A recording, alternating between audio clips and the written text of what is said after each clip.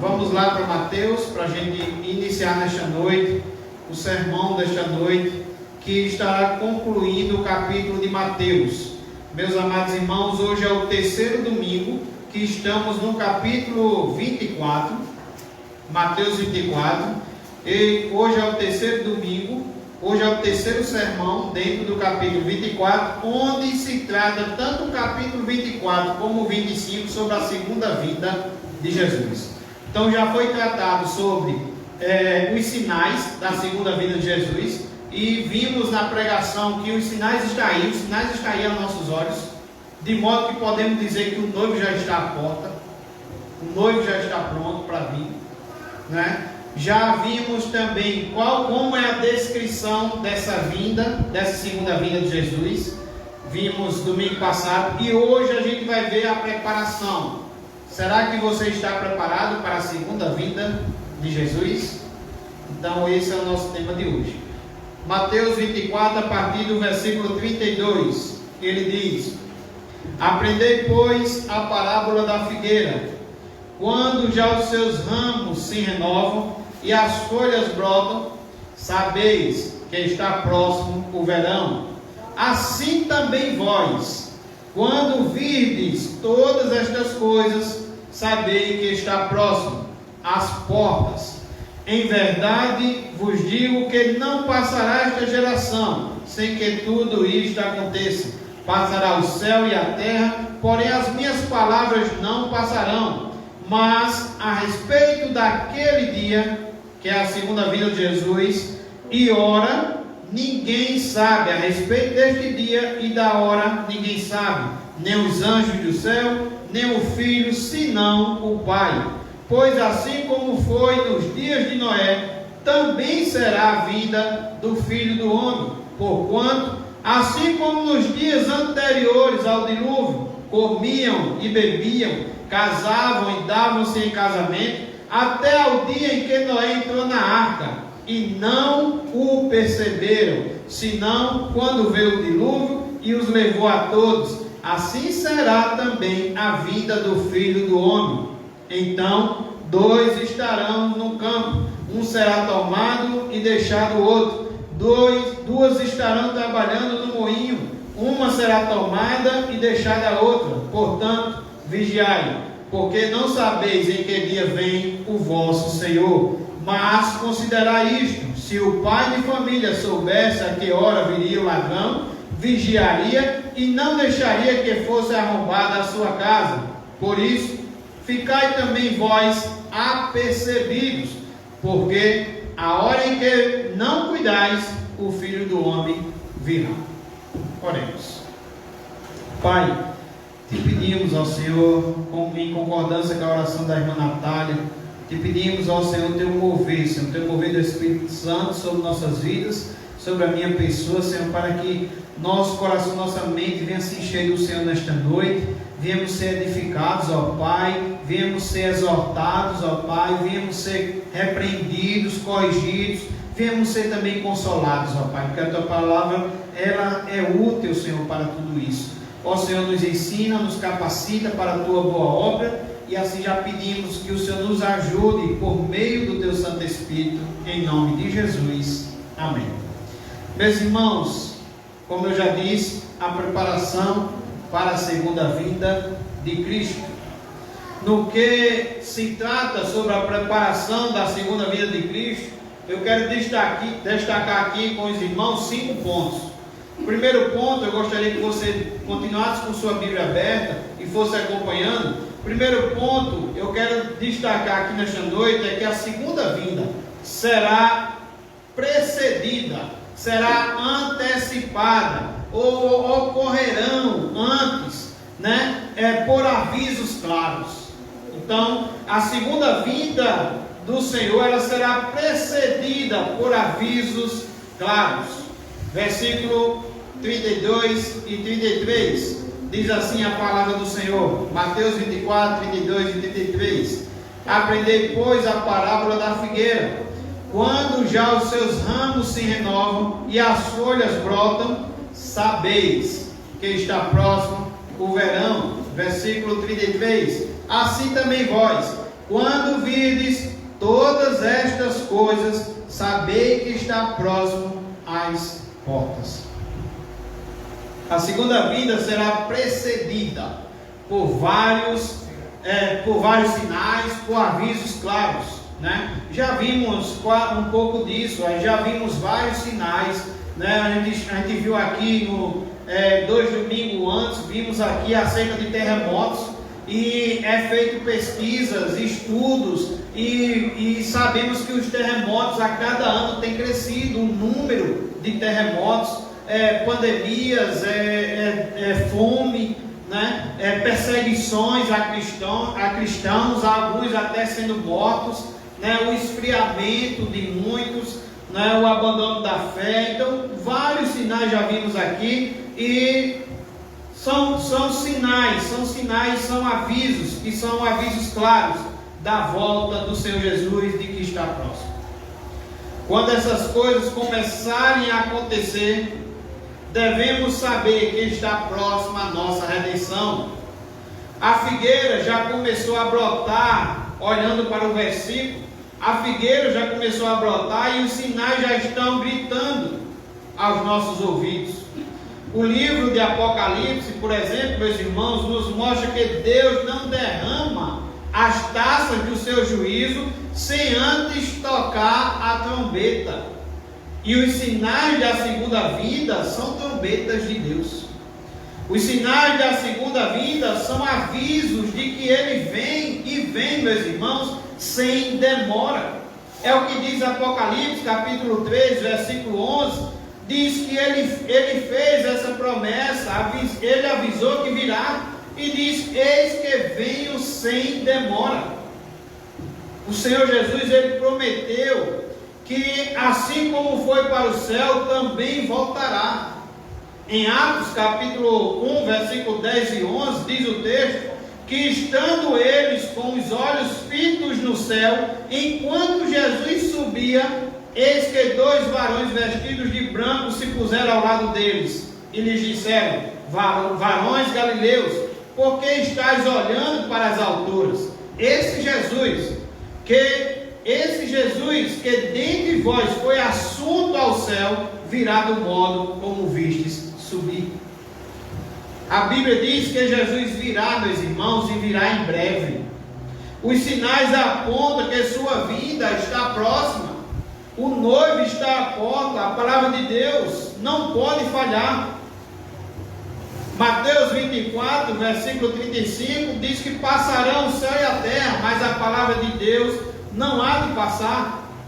Essa palavra é verdadeira. Então, meus irmãos, se o noivo está próximo, se os sinais estão aos nossos olhos, o que é que devemos fazer? Nos preparar. Como está a sua vida hoje, se Jesus voltar hoje? Como está a sua vida hoje, se Jesus voltar amanhã? O noivo está às portas. Os sinais são claros. E esses sinais, como já disse nessa noite, são avisos de Deus, avisos claros, são trombetas de Deus, de que o noivo está vindo. Prepare-se para encontrar com o seu Senhor, seu Deus. Em segundo lugar, olhando para o versículo 36, já sabendo que os sinais estão aí, e os sinais precedem essa vinda, os sinais são avisos dessa vinda. Versículo 36 diz: mas a respeito daquele dia e hora, ninguém sabe, nem os anjos do céu, nem o Filho, senão o Pai. Em segundo lugar, olhando para o versículo 36, a segunda vinda será imprevisível.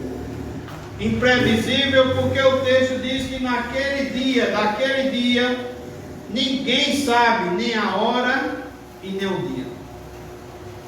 A série de eventos que precederá o retorno de Cristo já foi descrita. No entanto, o momento preciso, né, ainda que os sinais estejam aos nossos olhos, aos nossos ouvidos, o momento preciso desse grande evento não é indicado. Não temos essa indicação na Bíblia. A Bíblia diz que desse dia e hora ninguém sabe, senão o Pai.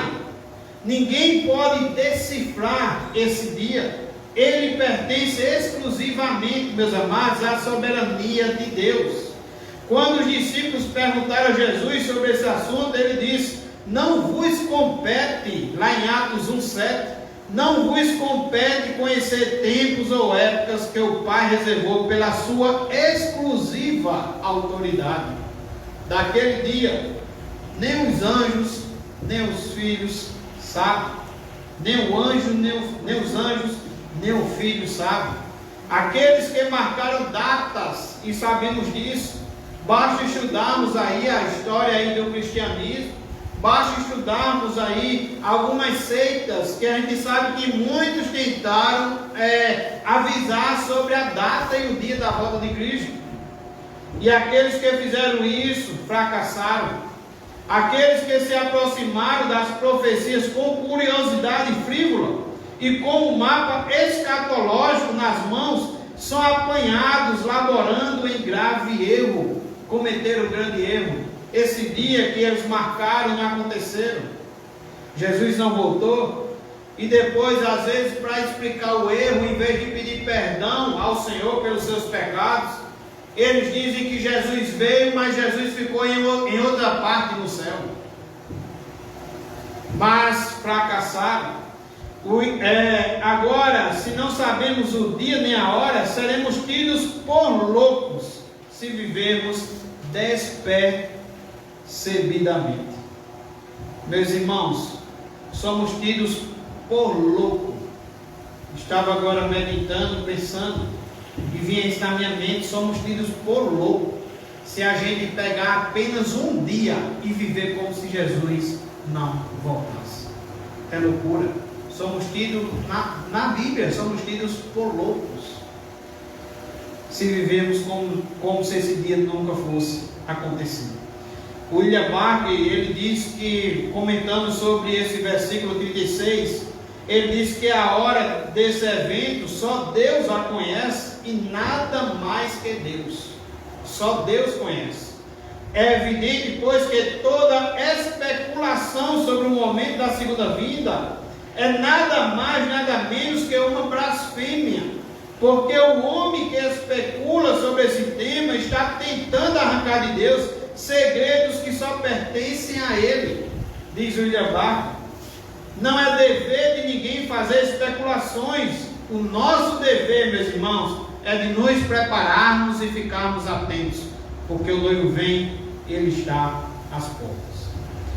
Certa vez alguém perguntou a John Wesley o que é que ele gostaria de estar fazendo quando Jesus voltar. Ele sabe qual é a resposta dele? Sabe qual é a resposta dele?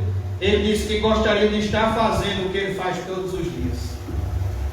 Ele tem a convicção de que todos os dias ele tem a sua comunhão com o Senhor. Ele tem a convicção que ele vive como se o Senhor fosse voltar naquele mesmo dia ou no outro dia.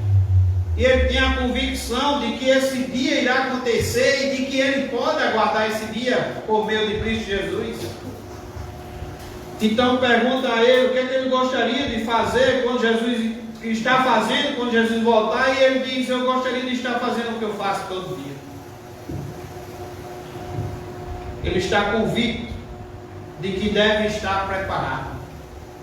Ele está convicto de que deve estar se enchendo, como foi pregado terça-feira no culto de oração pela irmã Natália, de que avivamento, meus irmãos, não é só quando acontecem dons e talentos em nossas vidas. Isso é parte sim de avivamento, mas avivamento não é só isso. Avivamento é quando estamos nos enchendo, temos sede de Deus, estamos nos enchendo de Deus na oração, na leitura bíblica, estamos reunidos com os irmãos no culto coletivo para aprender mais do Senhor, para sermos exaltados, para sermos repreendidos, para sermos consolados, edificados. Isso é avivamento. Muitas vezes fazemos isso no início da caminhada e parece que depois vamos esfriando. No início não queríamos perder um culto, estávamos toda terça, toda quinta, todo domingo, e agora parece que somos crentes do domingo, e daqui a pouco nem o domingo mais é tão interessante. Mas, irmãos, como o que devemos estar fazendo quando Jesus voltar, sabendo que a sua vinda já está precedida por avisos claros, sabendo, meus irmãos, que a sua vinda também será imprevisível, não sabemos o dia nem a hora, deveríamos estar prontos, aguardando, vivendo, como se ele fosse voltar amanhã.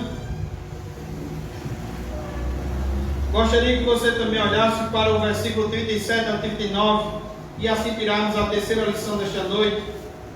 Em terceiro lugar, a segunda vinda será inesperada. Versículo 37 a 39 diz assim a palavra do Senhor, no capítulo 24: Pois assim, como foi nos dias de Noé, também será a vinda do Filho do Homem. Porquanto, assim como nos dias anteriores ao dilúvio, comiam e bebiam, casavam e davam-se em casamento, até ao dia em que Noé entrou na arca. Versículo 39: E não o perceberam, senão quando veio o dilúvio e os levou a todos. Assim será também a vinda do Filho do Homem. A vinda do Filho do Homem, ela é comparada, ela tem um símbolo também, assim, para a gente olharmos como foi nos dias de Noé. Ele diz: pois assim como foi nos dias de Noé, também será a vinda do Filho do Homem. A segunda vinda será inesperada. Quando Jesus voltar, os homens estarão desatentos como esteve a geração de Noé. O William Barth diz, comentando sobre esse texto, ele diz que esse momento virá em uma forma alarmante e repentina para aqueles que estão submersos nas coisas materiais. No relato antigo, no relato antediluviano, Noé se preparou durante o tempo bom para o dilúvio, que viria depois, e quando este chegou, ele já estava preparado. Mas o resto da humanidade estava perdida, comendo, bebendo, casando-se e dando em casamento, e o dilúvio tomou as pessoas de surpresa e, portanto, desapareceram no dilúvio. Estes versículos nos advertem que nunca devemos envolver-nos tanto no tempo em tal forma que esqueçamos a eternidade. Não devemos permitir jamais que nossa preocupação pelas coisas do mundo, por mais necessárias que elas são, façam-nos esquecer por completo que há um Deus, que as decisões sobre a vida e a morte estão em suas mãos, e que quando queira que chegue seu chamado, pela manhã, à tarde ou à noite, deve nos encontrar preparados. Um teólogo chamado Robertson, ele diz que nos dias de Noé havia muita advertência, talvez como estamos tendo nessa noite ou nesses 3 domingos falando sobre a segunda vinda de Jesus. Estamos tendo nesses dias muitas advertências. Ele diz que nos dias de Noé havia muita advertência, mas havia total despreparo. Hoje, de igual modo, a maioria das pessoas é indiferente quanto à segunda vinda de Cristo.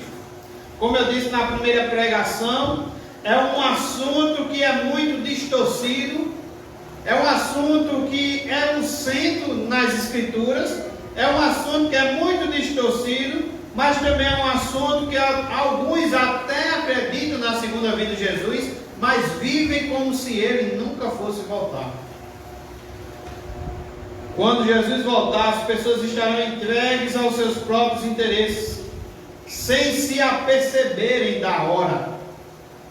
Comer, beber, casar e dar-se em casamento, você até poderia perguntar a mim se é pecado, mas não são coisas más.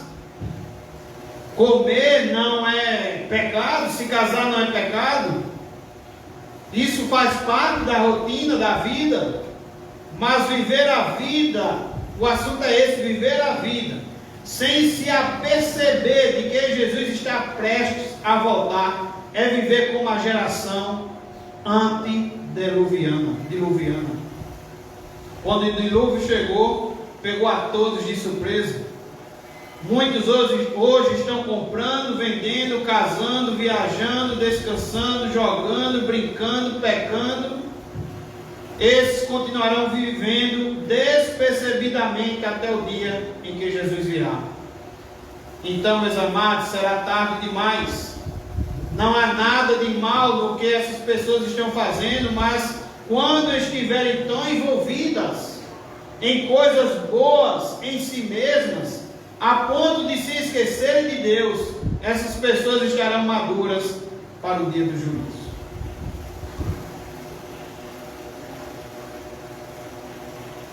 Viver, meus amados,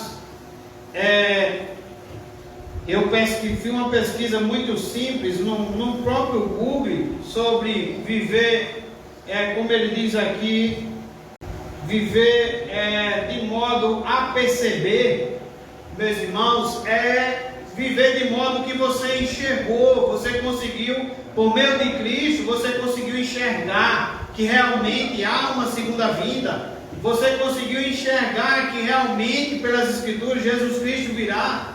Isso é viver de modo apercebido. E aí você ama o Senhor, você ama a palavra do Senhor, você medita na palavra do Senhor dia e noite. Você anseia o Senhor assim como a coça tem sede da água, anseia a água, né? Isso é viver de modo apercebido. Você quer estar nos cultos, você tem sede de Deus, você tem sede de estar em comunhão com os irmãos, edificando uns aos outros. Um traz louvor, outro traz salmos, o outro traz pregação, e a palavra do Senhor diz que a igreja ela é edificada dessa forma, de modo que uns servem uns aos outros. Isso é viver de modo apercebido. Viver de modo apercebido é viver de forma munido, né? Eu estou pronto, eu estou com a arma pronta, eu estou com a arma carregada. Viver de modo apercebido, uma pequena pesquisa na internet nos diz isso, é viver de modo aparelhado. Eu estou aparelhado, eu estou munido, eu estou preparado. É dessa forma que deveríamos viver. Olhando para o versículo 40 e 41, podemos tirar a quarta lição desta noite, e é que a segunda vinda será para o juízo. Versículo 40 e 41, Mateus 24. Então 2 estarão no campo, um será tomado e deixado o outro. 2 estarão trabalhando no moinho, uma será tomada e deixada a outra. Naquele dia, meus irmãos, será tarde demais para se preparar. Haverá apenas 2 grupos: os que desfrutarão das bem-aventuranças eternas e os que ficarão para o juízo. 2 estarão no campo, diz o texto, e um será levado e o outro deixado. 2 estarão trabalhando no moinho, uma será tomada e a outra deixada. Tomados para Deus e deixados para o juízo eterno. A divisão entre os piedosos e os ímpios na segunda vinda de Cristo será de modo exata.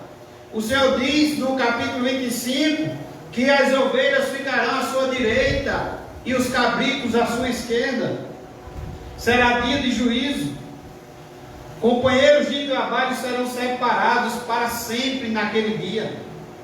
John Charles Hill descreve essa cena dizendo o seguinte: no presente, o piedoso e o ímpio estão misturados e convivem juntamente.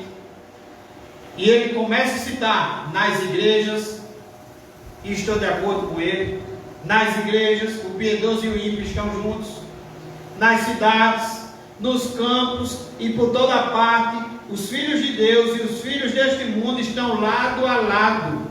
Mas isto não será para sempre assim. No dia do retorno de Jesus, haverá uma completa divisão. Em um momento, num piscar de olhos, como eu disse na pregação passada, assim como o dardejar da cauda do peixe, assim como o piscar dos olhos, ao ressoar a última trombeta, cada um desses grupos será separado do outro para sempre. esposas serão separadas dos maridos, os pais serão separados dos filhos, os irmãos das irmãs, os patrões de seus empregados, os pregadores de seus ouvintes. Não haverá tempo para palavras de despedida, nem para arrependimento, quando o Senhor Jesus voltar. A lição aqui é a mesma. Os anjos tomarão uns para viverem com o Senhor para sempre, e outros serão deixados para o juízo de condenação eterna. A segunda vinda de Cristo põe fim a todas as esperanças. Não há, meus irmãos, segunda chamada. Não há mais chance de salvação. Naquele dia a porta da oportunidade será fechada. Em vão as virgens nécias baterão a porta. Em vão os homens clamarão por clemência. A segunda vinda de Cristo, ela é única, e logo em seguida ele se assentará no trono da sua glória para o grande julgamento. Quinta lição nesta noite: na segunda vinda será necessário vigilância. Versículo 42 a 44. O Senhor diz: portanto, vigiai. Portanto, vigiai, porque não sabeis em que dia vem o vosso Senhor.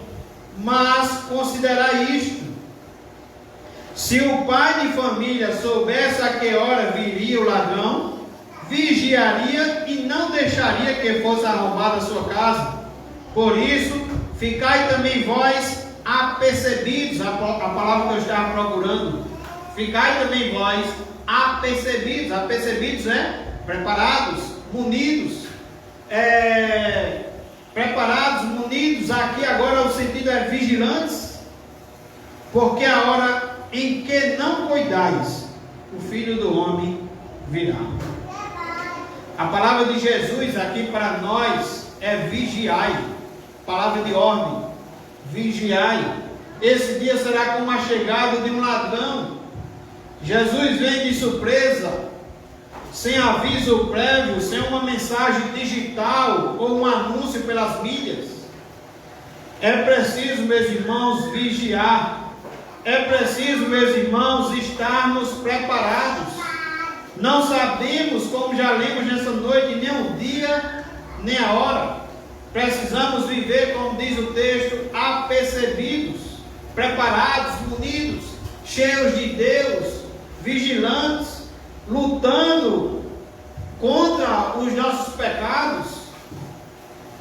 Aqueles que andam em trevas serão apanhados de surpresa. Nós, porém, meus amados, somos filhos da luz.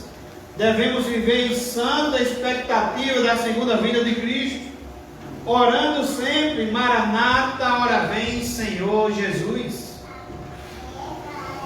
Uma das coisas que foi citada nos outros domingos sobre a segunda vinda de Jesus é que o cristão ele deve desejar a segunda vinda de Jesus. O cristão ele também deve apressar a segunda vinda de Jesus. Apressar de que modo? Evangelizando.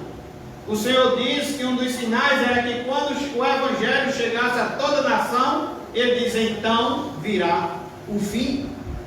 E isso deve ser feito por nós. Devemos orar sempre desejando: Maranata, ora vem, Senhor Jesus. E esse texto de hoje, depois de trazermos essas 5 lições, primeira lição, para me lembrar para você, é que a segunda vinda será precedida por avisos claros. Eu acho que não resta dúvidas. Os avisos estão aí, aos nossos olhos, gritando aos nossos ouvidos. A segunda vinda será imprevisível. A respeito daquele dia e hora, ninguém sabe, nem os anjos do céu, nem o Filho, senão o Pai. A segunda vinda será inesperada. E aí ele diz: assim como foi nos dias de Noé, muitos também vão ser pegos de surpresa. Assim como muitos se perderam, pereceram naquele dilúvio, muitos vão perecer também na segunda vinda de Jesus, porque não perceberam, não olharam que a Escritura estava sendo anunciada, não deram ouvidos. Quarta lição é que a segunda vinda será para o juízo, não será. Jesus já veio como Salvador.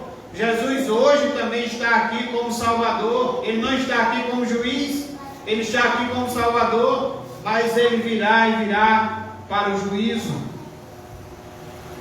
Última lição é que na segunda vinda será necessário vigilância. Precisamos lembrar da Sagrada Escritura, devemos vigiar.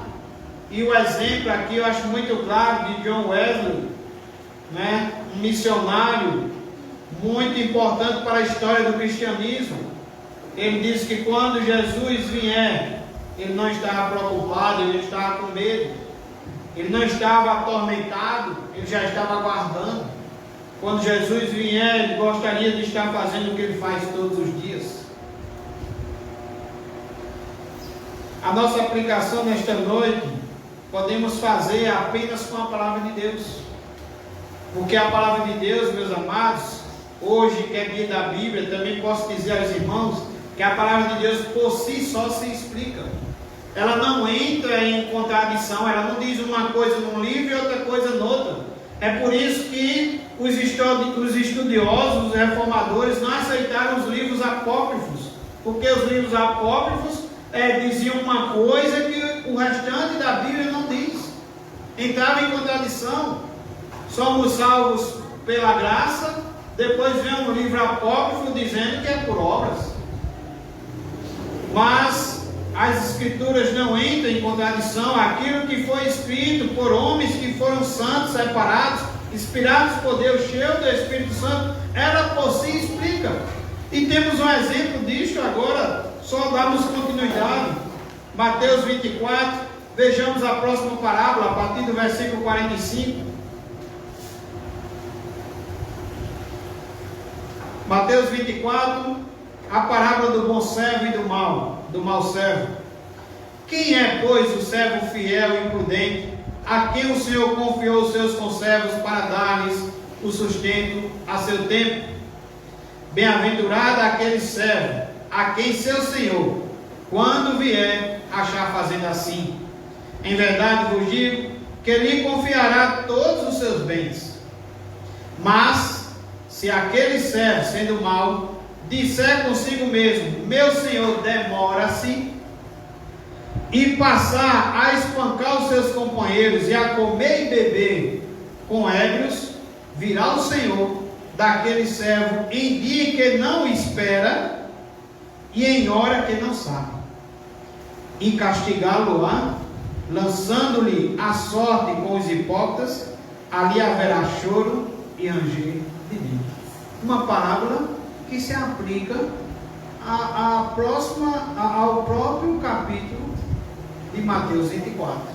A palavra de Deus, ela mesma se explicando, ela agora falando de tudo que a gente já falou, se aplicando a dois servos, um servo fiel e um servo infiel, porque na segunda vinda do Senhor será encontrado assim: um servo fiel e um servo infiel.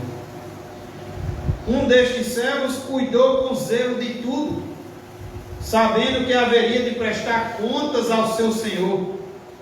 Seu senhor chegou e o recompensou com privilégios. O servo fiel é livre por ser escravo de Cristo, uma vez que quanto mais servos dele formos, mais livres seremos. Quanto mais lealdade prestarmos ao Senhor Jesus, mais eficazes e bem-aventurados seremos. Versículo 46 e 47 mostra esse servo fiel. Bem-aventurado aquele servo a quem seu Senhor, quando vier, achar fazendo assim, achar apercebido. Em verdade vos digo que lhe confiará todos os seus bens, todas as promessas que o Senhor tem para nós. Um lugar eterno, onde a Bíblia diz que será lugar de consolo, será uma eternidade com o nosso Senhor. Uma salvação que não é por obras, que não merecemos, que temos 1001 motivos de estarmos aqui alegres, adorando, servindo ao Senhor, servindo uns aos outros, cultuando ao Senhor, prestando culto àquele Deus que Ele nos tirou das trevas, nos transportou para o reino do Filho do seu amor, nos tirou das trevas para o reino de luz. E que a Bíblia diz no mesmo capítulo 24, de que há muitos sinais, e talvez você até fique com medo dessa tribulação, mas você pode lembrar de Romanos capítulo 8, que não é tribulação, não é nem morte, não é nem perseguição, nada irá nos separar do amor de Deus. Você pode olhar também para o mesmo capítulo 24 de Mateus, versículo 13, que diz: aquele, porém, que perseverar até o fim, esse será salvo. Apocalipse também diz: aquele que perseverar até o fim, dar-te-ei a coroa da vida.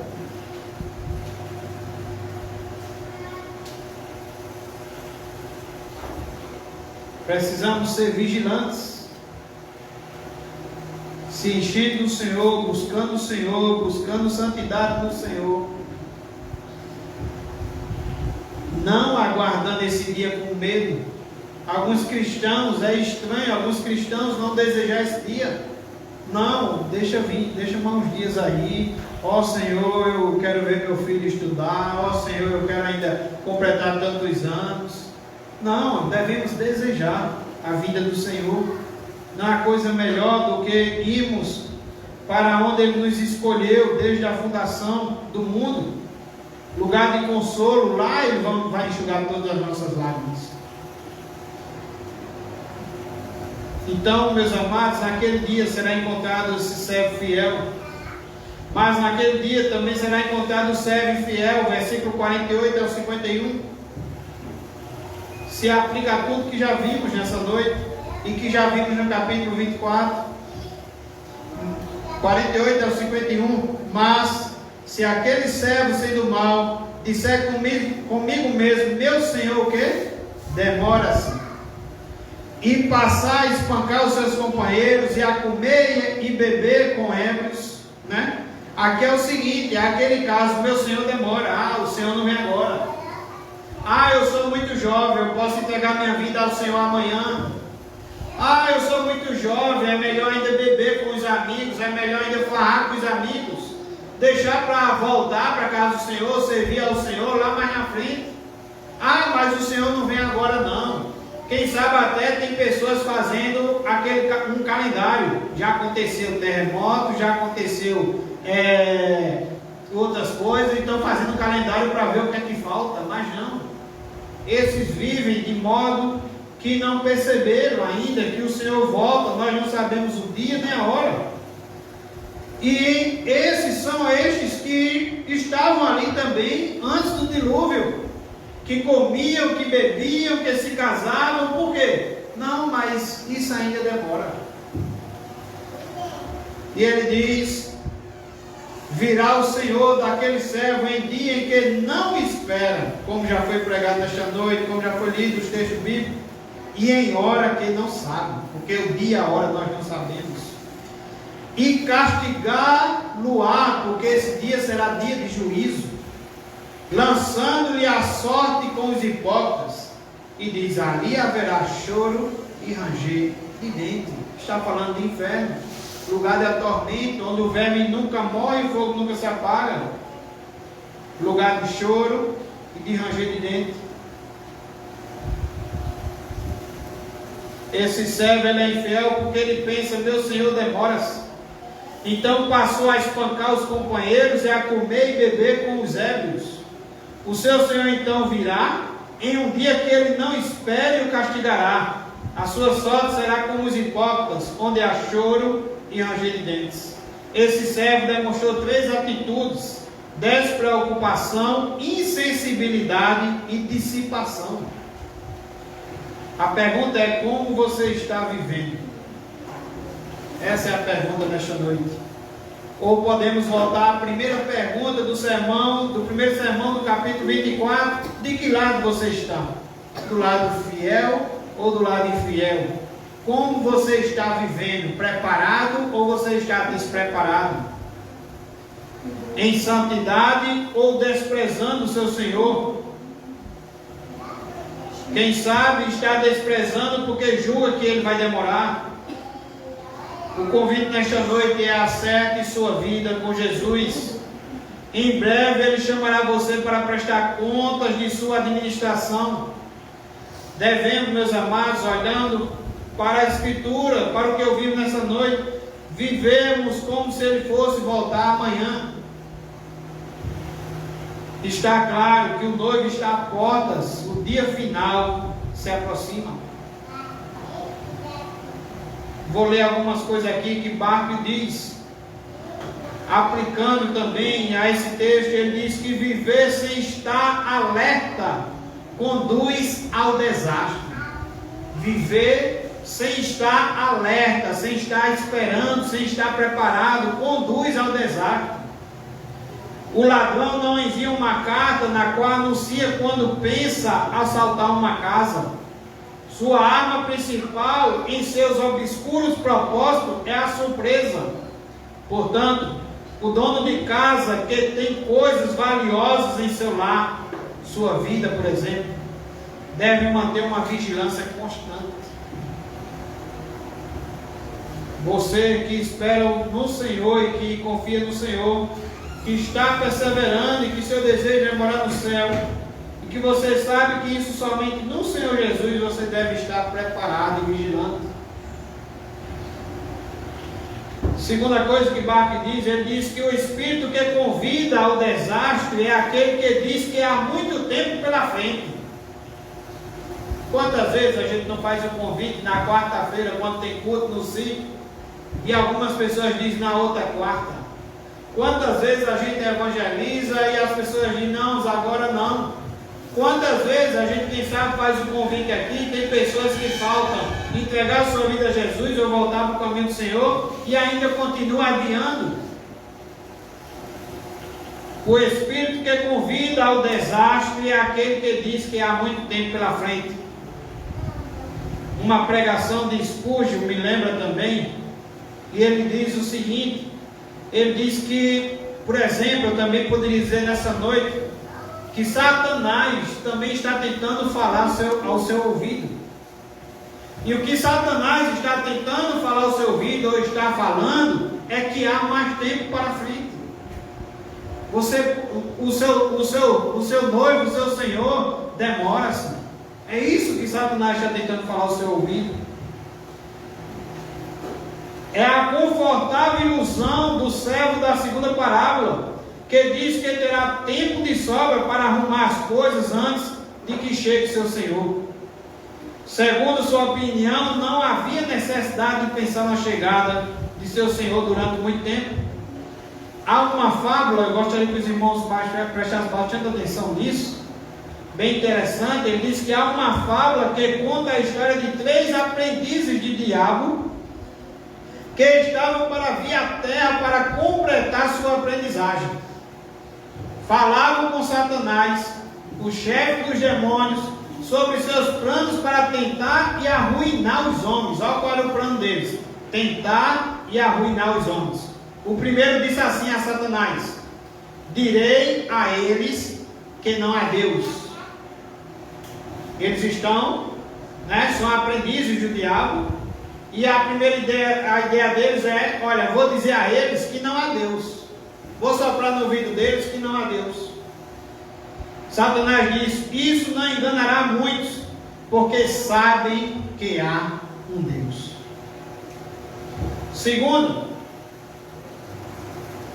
O segundo diz: direi aos homens que não há inferno. Satanás respondeu: não enganará ninguém assim. Os homens sabem até agora que existe o inferno para o pecado. O terceiro diz: direi a eles que não há pressa. Satanás disse: vai e arruína a milhares de homens. É o que se aplica ao que lemos ao servo infiel. Não há pressa. Não precisa entregar a vida a Jesus hoje. Posso deixar para amanhã, onde a Bíblia diz que nós não sabemos nem se viveremos amanhã. Temos 2 tipos aqui de servo: o servo fiel e o infiel. E a rejeição se apoia em fracassar no cumprimento do dever.